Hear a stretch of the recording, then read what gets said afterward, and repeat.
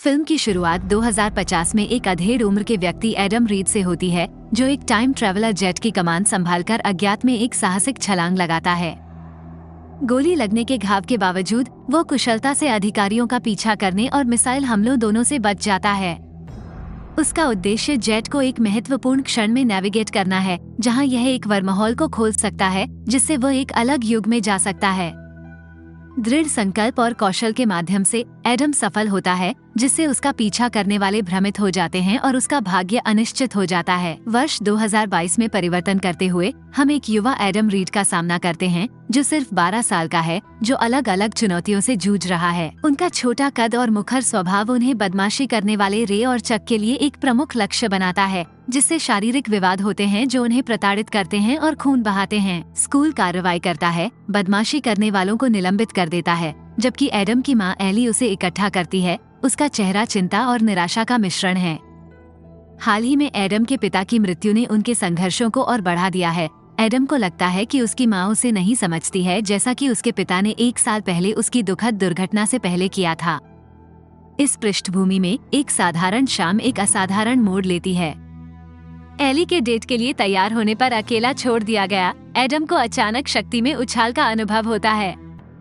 अपने वफादार कुत्ते हॉकिंग के साथ मिलकर वह एक जांच शुरू करता है, जो उसे अजीबोगरीब दृश्यों की ओर ले जाता है। जंगल में झुलसे पेड़ और उसके दिवंगत पिता के गैराज से निकलने वाली अजीब आवाजें। गैराज के भीतर एक आश्चर्यजनक रहस्य उद्घाटन है। एक वृद्ध व्यक्ति 2050 से एडम सांस के लिए हौंफ रहा है। हॉकिंग की आरामदायक उपस्थिति एक तत्काल संबंध स्थापित करती है और संदेह के बावजूद युवा एडम अजनबी को अपने घर में जाने देता है।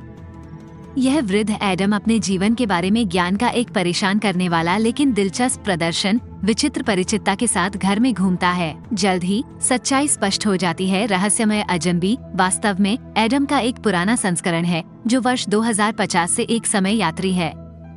उनकी आकर्षक समानता एक घड़ी और मिलान करने वाले सिलाई के निशान जैसे साझा भौतिक लक्षणों में स्पष्ट है, जो उनके असाधारण दावे के निर्विवाद प्रमाण के रूप में कार्य करता है। हालांकि उनके मिशन का विवरण गूढ़ बना हुआ है, लेकिन यह वर्ष 2018 में उनकी पत्नी लॉरा को बचाने के इर्द गिर्द घूमता है। जैसे जैसे उनका बंधन मजबूत होता जाता है, वृद्ध एडम अपने डीएनए के भीतर कूटबद्ध एक गुप्त समय यात्रा उपकरण का अनावरण करता है। अफसोस की बात है कि उनकी चोटें वर्तमान में इसकी सक्रियता में बाधा डालती हैं। वे एक योजना बनाते हैं। वे मशीन की स्व निर्धारण क्षमताओं को शुरू करने के लिए छोटे एडम के फिंगरप्रिंट का उपयोग करते हैं। इस तरह एडम और मशीन दोनों बेहतर होने लगते हैं। वे तब तक वर्तमान समय में रहने का फैसला करते हैं जब तक कि वे पूरी तरह से ठीक और तैयार नहीं हो जाते। युवा एडम की जिज्ञासा अपने पुराने संस्करण के साथ समय यात्रा के बारे में बातचीत शुरू करती है।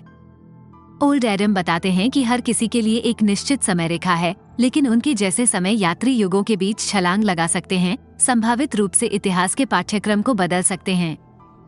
वह अपने बचाव मिशन के महत्व पर जोर देता है, जिससे वह समय में हेरफेर करने के लिए प्रेरित होता है। जब युवा एडम भविष्य के बारे में पूछताछ करता है, तो बूढ़े एडम की उदास प्रतिक्रिया से पता चलता है कि त्रासदी अभी भी आगे है। उनकी चर्चा के बाद युवा एडम घर के लिए निकल जाता है। बूढ़े एडम को एक महिला की होलोग्राफिक तस्वीर पर टकटकी लगाने के लिए छोड़ देता है। अगली सुबह एली काम पर जाने से पहले बीमा दस्तावेजों की खोज करती है। इस बीच युवा एडम नाश्ता करके और अपने विचारों पर विचार करके अपने निलंबन के दिन को गले लगाता है।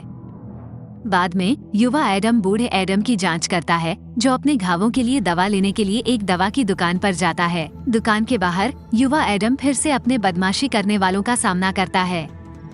उन्हें रोकने के बजाय बूढ़ा आदम स्थिति को बढ़ने के लिए प्रोत्साहित करता है, लेकिन अंत में वो कदम बढ़ाता है और उसे वापस लाने के लिए मुख्य बदमाशी रे को डराता है। जबकि युवा एडम अपने बड़े स्वयं के विकल्पों पर विचार करता है, वो अपने पिता के गैराज में जाता है, इस बात से नाराज कि बूढ़ा एडम बदमाशी का सामना नहीं करता है। ओल्ड एडम तर्क देते हैं कि कठिनाई किसी की यात्रा को आकार देती है, जो अंततः एक कुशल टाइम पायलट के रूप में उनकी भूमिका की ओर ले जाती है। जैसे ही युवा एडम बूढ़े एडम के सामान की तलाशी लेता है, उसे एक तस्वीर मिलती है और वो उस महिला के बारे में पूछताछ करता है जिसे इसमें दर्शाया गया है, लॉरा, एडम की पत्नी। शाम को बूढ़े एडम को एक बार में सांत्वना मिलती है।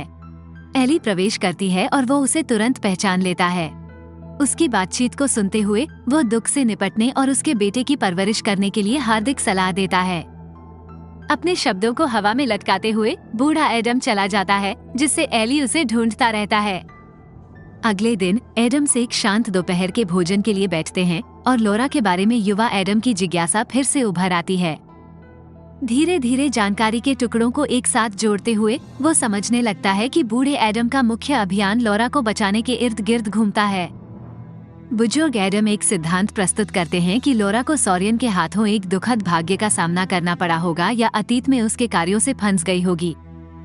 जैसे ही उनकी बातचीत सामने आती है, युवा एडम बिंदुओं को जोड़ना शुरू कर देता है, यह महसूस करते हुए कि माया सोरियन, उनके पिता की भावी व्यावसायिक भागीदार, वही व्यक्ति है जिसने एक अंधेरा और मुड़ा हुआ रास्ता अपनाया है। ये रहस्य उद्घाटन एक गंभीर सच्चाई को सामने लाता है। सोरियन ने अपने पिता की समय यात्रा तकनीक का नियंत्रण ले लिया है, जो एडम प्रोजेक्ट से उत्पन्न हुई, जो एक आकस्मिक रचना है। वह जो व्यक्ति हुआ करती थी, वह किसी शक्ति भूखी व्यक्ति में बदल गया है, जो समय को नियंत्रित करने की कोशिश कर रहा है।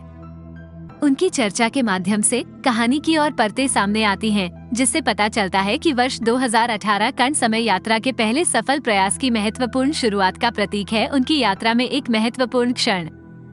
ओल्ड एडम का अनुमान है कि उस समय के साथ लॉरा का संबंध सामने आने वाली घटनाओं में महत्वपूर्ण भूमिका निभाता है। उनसे अनजान एक नया मोड़ उभरता है, क्योंकि माया सोरियन के नेतृत्व में एडम का पीछा करने वाले 2050 से आते हैं। उनका उद्देश्य आदम को वापस लाना और उसे अपने युग में लाना। पीछा करना अधिक गंभीर हो जाता है, क्योंकि माया अपने समूह को एडम को खोजने और पकड़ने का निर्देश देती है।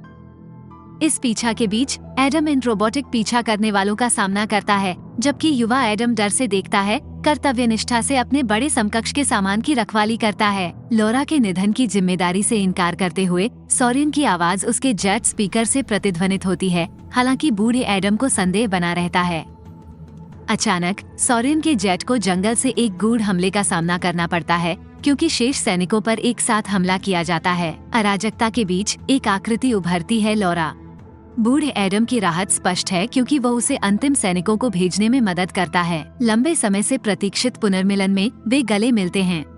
लॉरा की उपस्थिति उन्हें प्रोत्साहित करती है और वह एडम्स को अपने ट्रक में ले जाती है। सोरियन के पुनः समूहित बलों और जेट विमानों से बचने के लिए तेजी से गाड़ी चलाती है। जंगल के माध्यम से एक दिल दहला देने वाले पलायन के बाद वे शांत झील के किनारे लॉरा के ठिकाने पर शरण पाते हैं। लॉरा बताती है कि वो सोरियन की हत्या के प्रयास से बच गई थी, लेकिन अतीत में फंसी रही, अपनी समय रेखा से अलग जीवन जी रही थी। उसकी कहानी से बूढ़े एडम के साथ उसका पुनर्मिलन उसकी यात्रा की एक मार्मिक परिणति है। युवा एडम एक परेशान करने वाली सच्चाई का अनुमान लगाता है, सोरियन के हेरफेर ने निश्चित समय रेखा को बदल दिया है।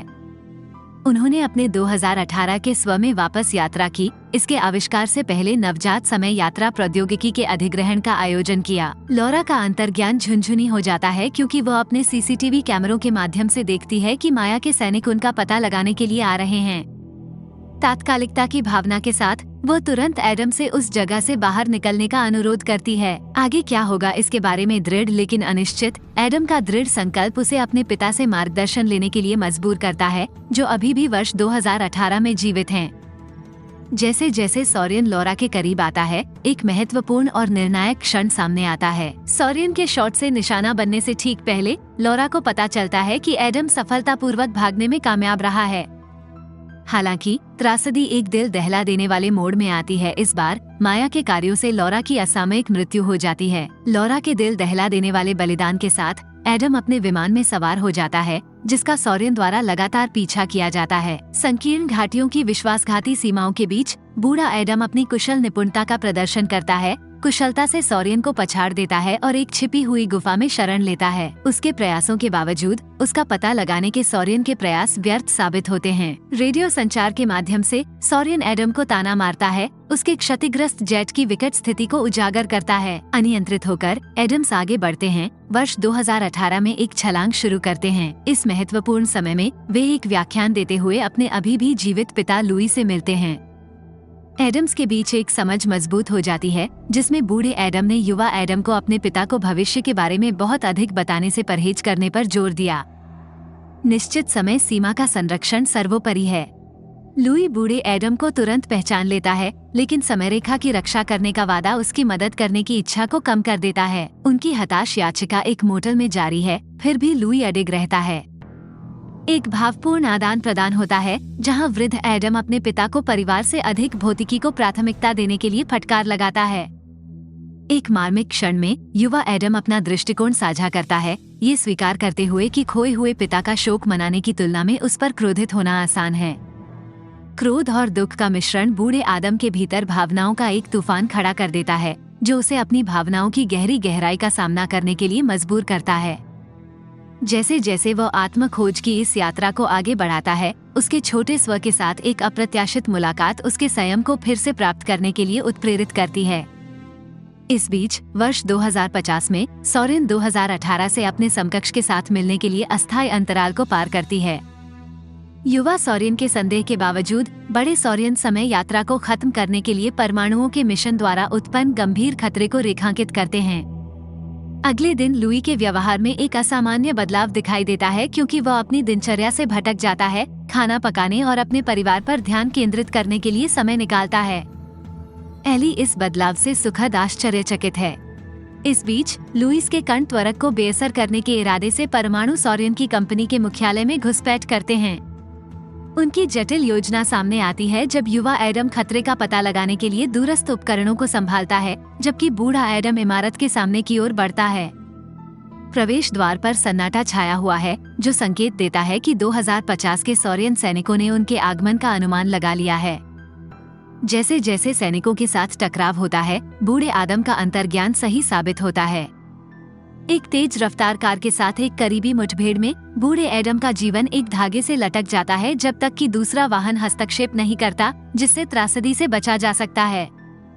अप्रत्याशित उद्धारकर्ता कोई और नहीं बल्कि लुई है, जिसका मन बदल गया है, जो अब परमाणुओं के मिशन में सहायता करने के लिए दृढ़ है। इमारत के अंदर युवा एडम खुद को छत पर खड़ा करता है। हालांकि उसकी उपस्थिति का पता सॉरेन की सेना द्वारा लगाया जाता है, जिससे उसे पकड़ लिया जाता है। जैसे जैसे घटनाएं सामने आती हैं, लुई परमाणुओं के साथ एक महत्वपूर्ण अंतर्दृष्टि साझा करता है। कण त्वरक को नष्ट करने से ध्यान हटना चाहिए, क्योंकि सॉरेन इसका पुनर्निर्माण कर सकता है। इसके बजाय कुंजी एक हार्ड ड्राइव है, जिसमें लुई का एल्गोरिदम है, जो समय यात्रा को सक्षम करता है। जैसे ही लुई महत्वपूर्ण हार्ड ड्राइव को निकालता है, सॉरेन और उसके सैनिक एकजुट हो जाते हैं, जिससे एक गंभीर खतरा पैदा हो जाता है। अपने बेटे का जीवन अधर में लटकने के कारण लुई को एक महत्वपूर्ण विकल्प का सामना करना पड़ता है। टकराव बढ़ता है, शक्ति संघर्ष को उजागर करता है, जो इस खेल को बदलने वाली तकनीक के कब्जे पर निर्भर करता है। तनावपूर्ण टकराव के बीच लुई पुराने एडम से हार्ड ड्राइव छोड़ने के लिए आग्रह करता है। अप्रत्याशित रूप से बूढ़े एडम का अपने छोटे स्व के लिए विवेकपूर्ण संकेत एक महत्वपूर्ण टालने वाले पैंतरेबाजी को जन्म देता है, जिसके परिणामस्वरूप एक भाग्यशाली पलायन होता है। सॉरेन का शॉट इसके बजाय कण त्वरक से टकराता है। यह मूल में अस्थिरता पैदा करता है, जिससे एक चुंबकीय क्षेत्र का निर्माण होता है, जो आसपास की वस्तुओं, विशेष रूप से लोहे के कवच में पहने सैनिकों पर एक शक्तिशाली खिंचाव लगाता है।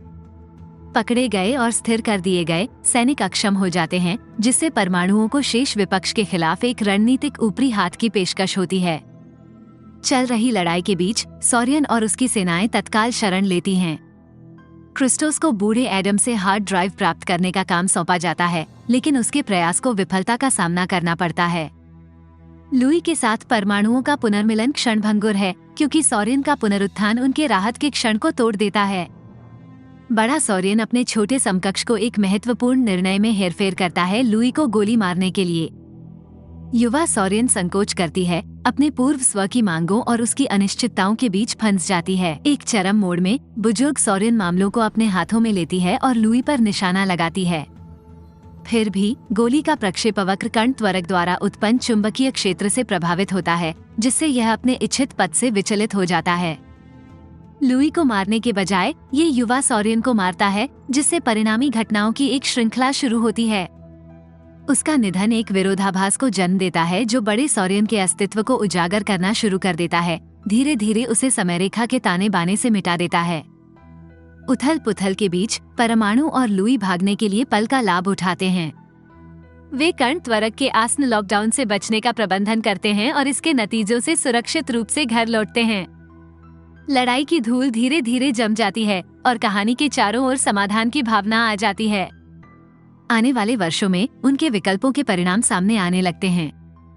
ये दृश्य एडम्स के पिछवाड़े में कैच खेलने की ओर जाता है, जो उनके द्वारा अपने पिता के साथ साझा किए गए यादगार क्षणों के लिए एक भावपूर्ण श्रद्धांजलि है।